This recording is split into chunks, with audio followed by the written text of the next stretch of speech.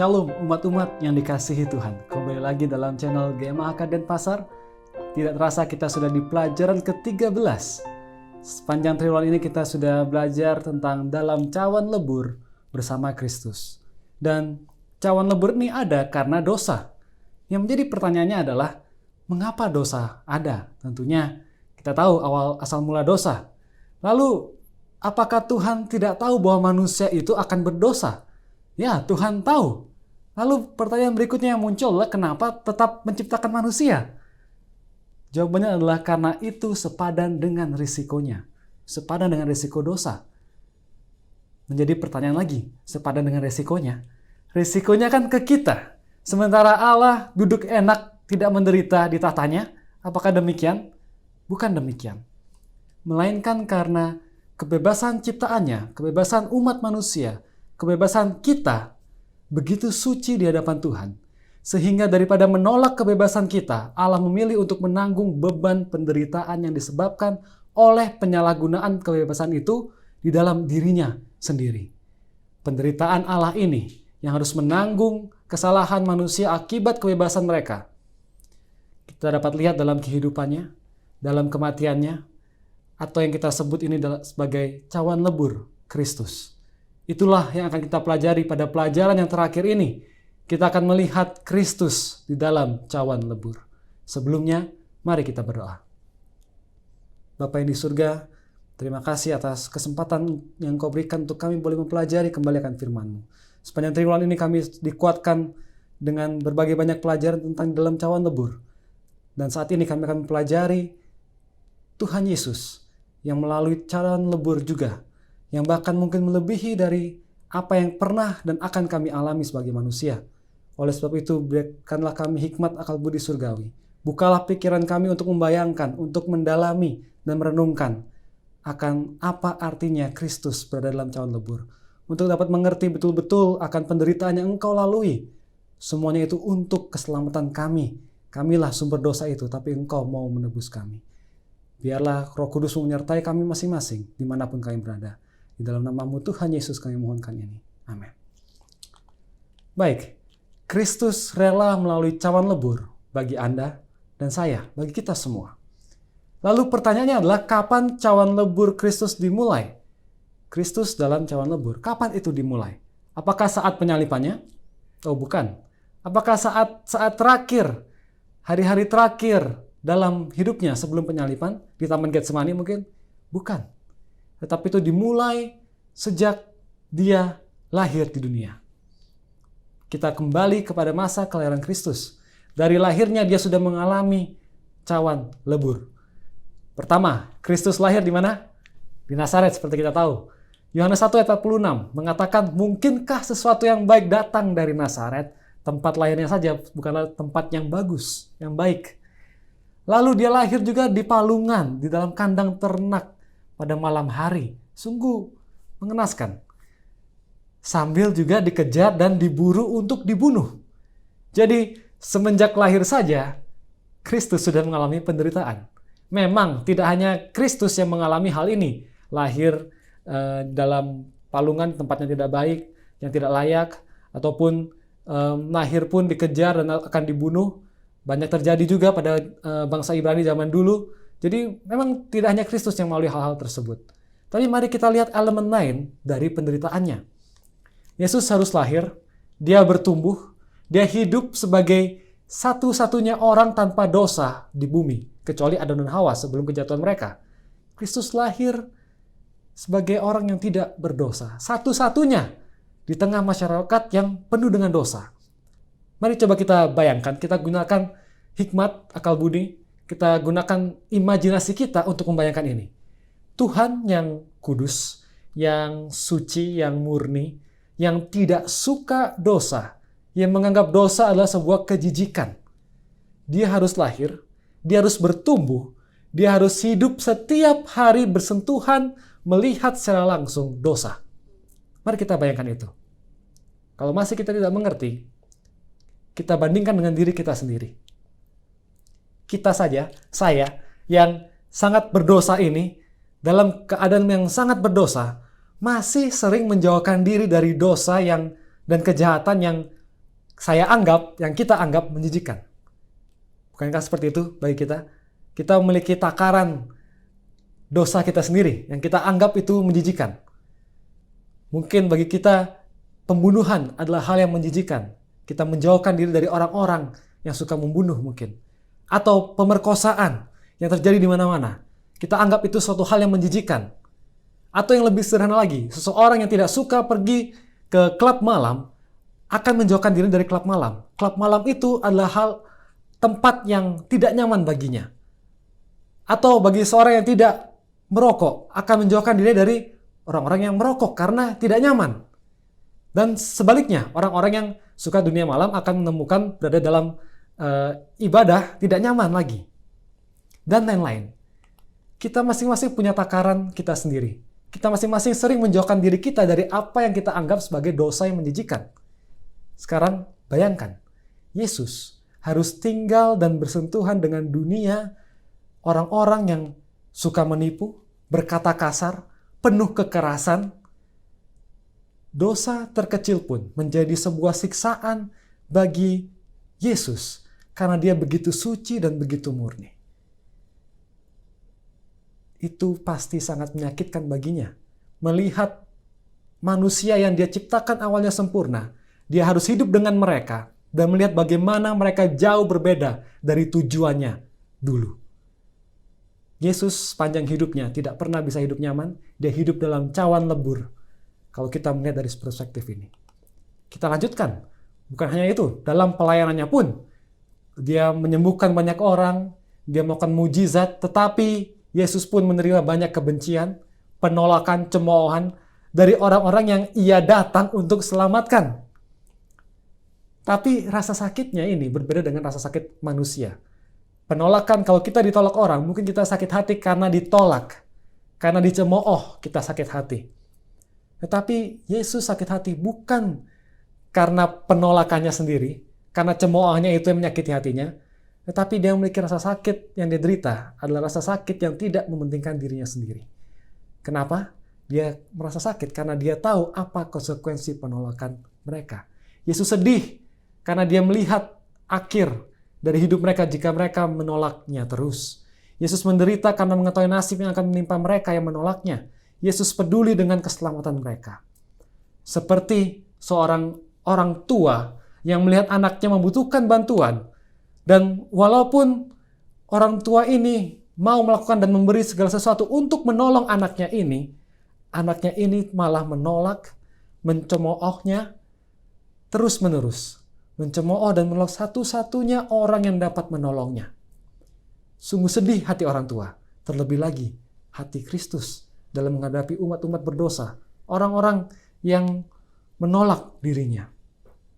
Jadi kita lihat dari kelahiran, dari pertumbuhan, sampai kepada pelayanannya, Yesus menghadapi cawan lebur terus-menerus.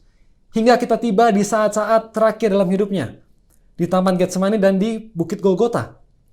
Di Getsemani, apa yang Tuhan katakan? Markus 14 ayat 34, lalu katanya kepada mereka, hatiku sangat sedih, seperti mau mati rasanya. Tinggallah di sini dan berjaga-jagalah. Di Golgota juga dia berkata dalam Matius 27 ayat 46, ayat hafalan kita. Kira-kira jam 3 berserulah Yesus dengan suara nyaring, Eli, Eli, lama sabachthani. Artinya, Allahku, Allahku, mengapa engkau meninggalkan aku? Kita melihat dalam tanda kutip, kita melihat keluhan Yesus. Banyak yang bertanya-tanya, banyak orang yang bertanya-tanya, kenapa Yesus lemah sekali? Paulus, Ayub, banyak karakter Alkitab lainnya yang tidak mengeluh walaupun menghadapi siksaan, di penjara, dan bahkan kematian martir yang jauh lebih kejam mungkin dari apa yang Yesus lalui. Tapi mereka tidak pernah mengeluh, mereka tidak merasa stres, mereka tidak sampai keringat darah. Kenapa Yesus lemah sekali? Bahkan ada yang membandingkan Yesus dengan Sokrates. Mungkin kita tahu siapa Sokrates ya. Filsuf Yunani, dia salah satu pendiri filsafat barat dan pandangan dunia.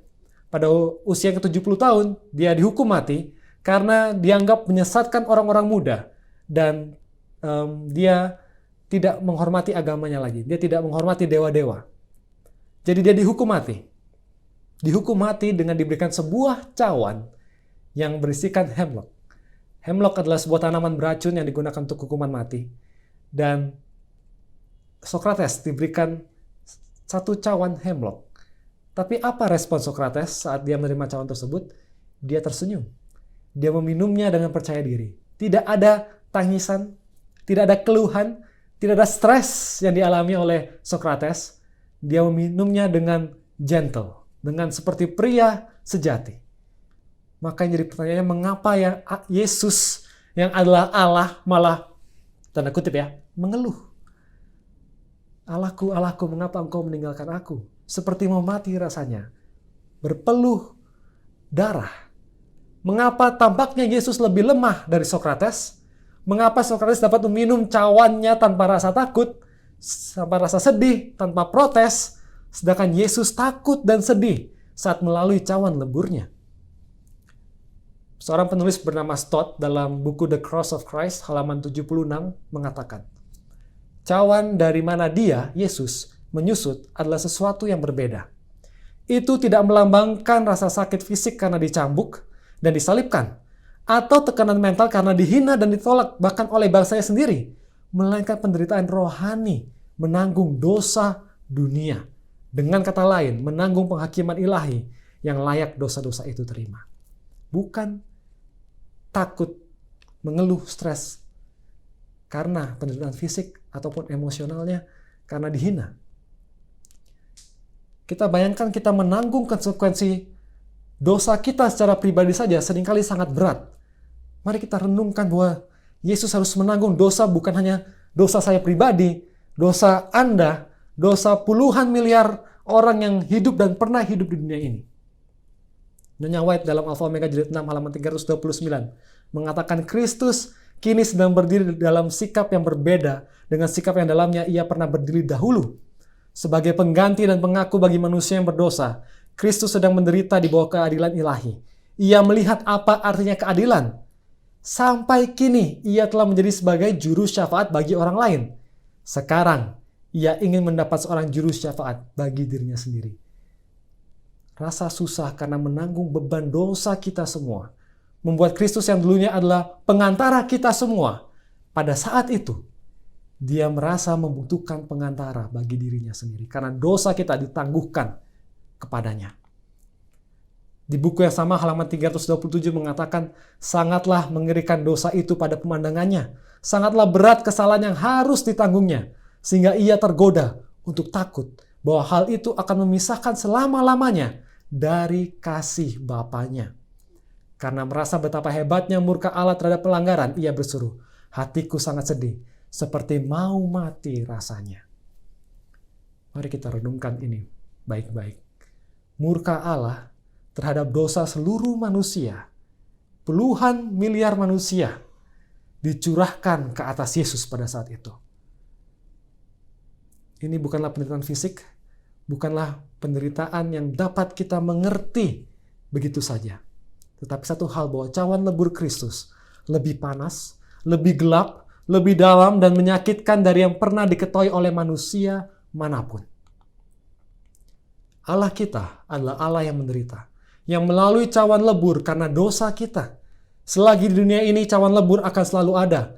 Kita dipanggil untuk membiasakan diri dengan penderitaan-penderitaan tersebut. Kisah Para Rasul 14 ayat 22 mengatakan, di tempat itu mereka menguatkan hati murid-murid itu dan menasihati mereka supaya mereka bertekun di dalam iman dan mengatakan bahwa untuk masuk ke dalam kerajaan Allah, kita harus mengalami banyak sengsara.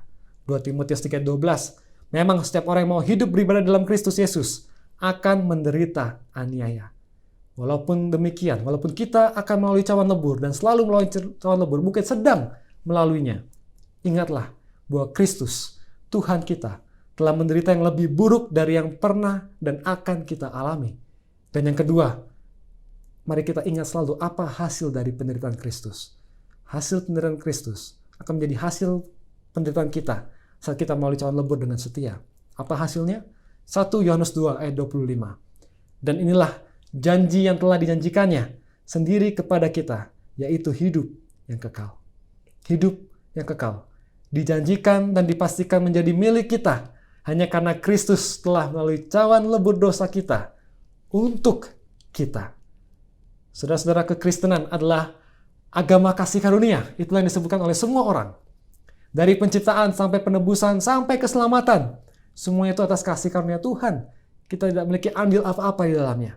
Tetapi kita tetap memiliki sebuah peran, yaitu adalah membuat pilihan. Tanggapan kita atas kasih karunia Allah.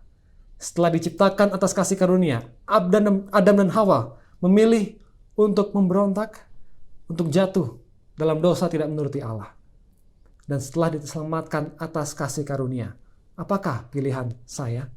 Apakah saya akan memberontak juga? Apakah saya akan menolak? Atau menerimanya dengan cara kembali kepada kerajaan terang, kepada anugerah dan kasih-Nya? Pilihlah hari ini, selagi kita masih punya kesempatan. Tetapi inilah yang firman Tuhan katakan. Pilihlah cinta, pilihlah kasih karunia, dan pilihlah hidup. Pilihlah kasih Tuhan, kasih karunia Tuhan, dan hidup Tuhan. Hal ini akan membuat Anda bahagia. Hal ini akan membuat orang-orang yang Anda kasihi bahagia. Dan hal ini juga akan membuat Tuhan bahagia. Karena walaupun pilihan tersebut akan mendatangkan cawan lebur dalam kehidupan kita, kita akan dapat tetap bersuka cita di dalam Tuhan. Kenapa? Karena bukan saja Ia berada di dalam cawan tersebut bersama kita, tetapi Dia juga sudah melalui cawan lebur yang terberat untuk kita masing-masing. Mari kita berdoa. Terima kasih ya Tuhan atas kasih-Mu yang begitu besar sehingga Engkau rela melalui setiap cawan lebur. Bantu kami setiap hari untuk merenungkan kembali, membayangkan selalu akan apa yang Engkau lalui dan Engkau derita, semuanya itu untuk kami, untuk keselamatan kami, agar kami boleh memperoleh hidup yang kekal. Ajarlah kami untuk membalas itu semua, walaupun tidak akan bisa. Tapi yang paling sedikit kami lakukan adalah dengan memuliakan nama-Mu, dengan selalu bersuka cita, bahkan melalui cawan lebur kami. Peganglah selalu tangan kami, bila mana saat ini kami sedang melalui cawan lebur kami. Tapi biarlah kami tetap setia, sehingga hidup yang kekal itu kelak akan kami terima atas kasih karunia-Mu saat Engkau datang yang kedua kali. Di dalam nama Tuhan Yesus kami berdoa. Amin. Terima kasih sudah menyaksikan rangkuman sekolah sahabat ini. Sampai jumpa pada triwulan yang keempat, triwulan terakhir kita di tahun 2022. Jangan lupa subscribe, like, dan share. Sampai bertemu, Tuhan memberkati.